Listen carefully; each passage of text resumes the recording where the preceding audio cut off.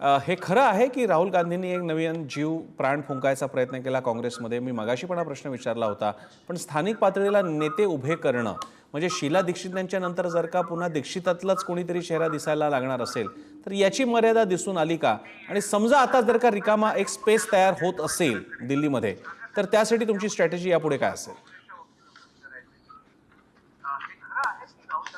नाही, आपण जर बघितलं तर निश्चितपणे एक कार्यकर्ता गेल्यानंतर दुसरा कार्यकर्ता येतो, दुसरा गेल्यानंतर तिसरा येतो.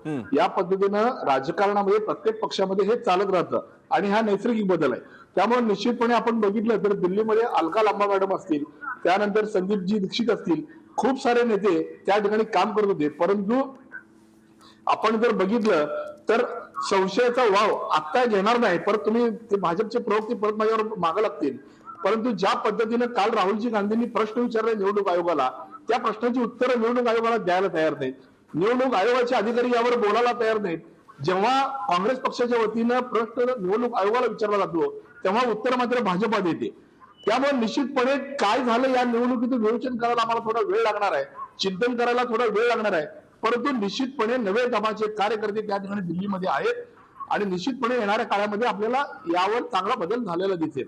परंतु आजचा निकाल आज ज्या पद्धतीनं आम्ही मागं पडलेलो आहोत, परंतु मागे जरी पडलेलो असलो तरी मतामध्ये झालेली वाढ ही निश्चितपणे सकारात्मक पद्धतीनं सगळ्यांनी घेणं हे गरजेचं आहे. कारण 2-2.5% मतं ही मागाशी 10-10:30च्या दरम्यान आम्हाला वाढलेली दिसलेली आहेत.